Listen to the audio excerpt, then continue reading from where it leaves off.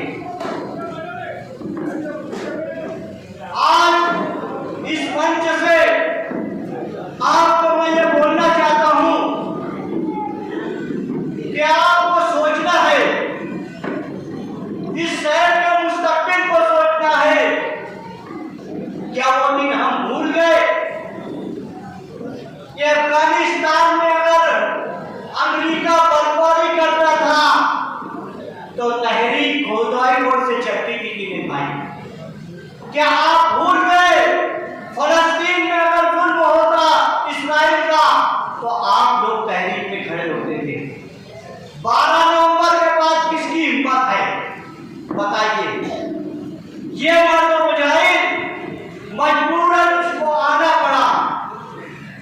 ये मुसलमान इतना सहमा हुआ क्यों है भाई? मुसलमान इतना डरा हुआ क्यों है? क्योंकि पुलिस, जज, कौन क्या कर रहा है ये सब देख रहे हैं।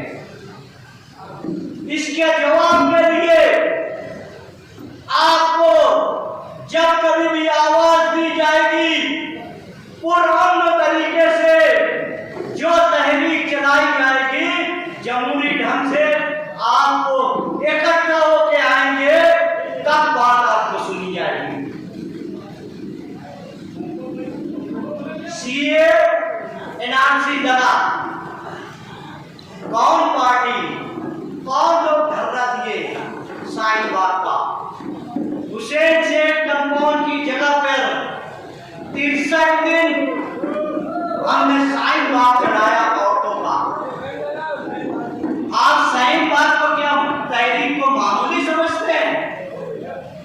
आपकी जो तहरीक थी, आपका जो मुद्दा था, उसको इंटरनेशनल दबाव आया तो आज तक रुका हुआ है वो मामला, सुप्रीम कोर्ट में है। आज झूठे 4 करोड़ मुसलमान की झूठे अपडेट लेकर ये लोग वहां बताने वाले हैं कि मुसलमान इस कानून से राजी हैं, ऐसा झूठा करने वाले हैं। आप किसी को भी आधार कार्ड देने से पहले इंक्वायरी रखें। मगर उस तहरीक का असर था। अगर उस तहरीक का असर हो सकता है तो 2014 के बाद इस देश में हमें 2 नंबर सैनिक रखना चाहते हैं तो हमको क्या रोड पर नहीं आना चाहिए? हमें क्या तहरीक नहीं चलाना चाहिए? क्या हमें ऐसे मर्द मुजाहिद को असेंबली में नहीं भेजना चाहिए? क्या एक ही मुसलमान लीडर है, एक ही आवाज उठा रहा है? क्या एक आवाज उठा रहा है अगर, तो उसका साथ क्यों नहीं दिया जा रहा? दूसरे बरादरी दूसरे का हो तो फौरन साथ में हो जाते हैं। कोई एक धर्म नहीं बोलता है। हमारा ताल्लुक वामन मिश्रान से था, राष्ट्रीय मुस्लिम मोर्चा से था। एक लेटर तक नहीं दिए गए कि ये 12 नवंबर का मामला झूठा केस बनाया गया, नहीं दिया गया। इसलिए मैं इस मंच से आपको गुजारिश करने आया हूं, मैं आज तक ये नहीं देखा कि तहरीक कौन चलाने जा रहा है, क़यादत कौन कर रहा है, अवाम का फायदा है, कौम का फायदा है। मैं जान मान सब कुछ लगा के हमारे लोगों को इकट्ठा करके इस शहर की तहरीक कामयाब करता था।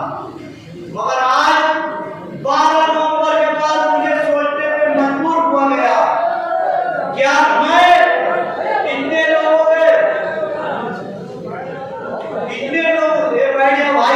के साथ तहरीक चलाया, इतने लोगों का काम किया, हर चीज करने के बाद मेरी कौम के साथ क्या हुआ, हमारे लोगों के साथ क्या हुआ?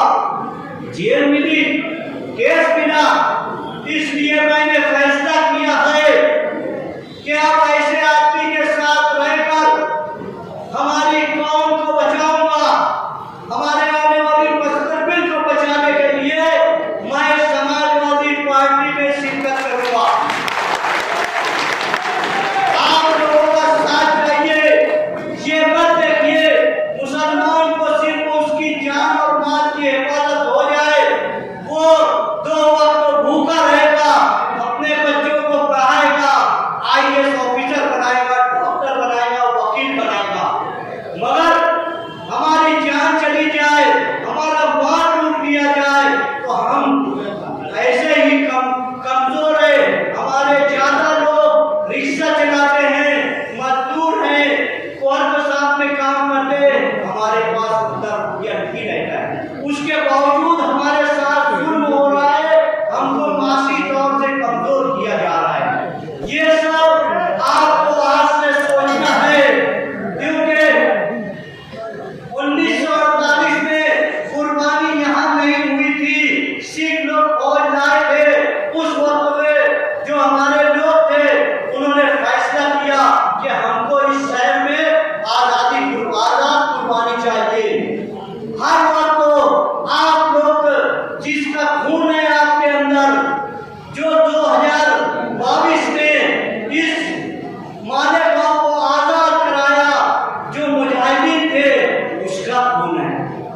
किसी नामर्द का आपके अंदर खून नहीं है, इसलिए आप यहाँ पर उठकर फैसला करना कि हमारा शहर कौन बचाएगा, हमारी कौम को कौन बचाएगा। पूरी दुनिया में कहीं जुल्म होगा तो यहाँ पर आजादी से तहरीक आप लोग चलाएंगे। यहाँ की तहरीक चल रही है तो पूरी दुनिया में देखी जाती है। ये शहर आपका जासूस शहर माना जाता है।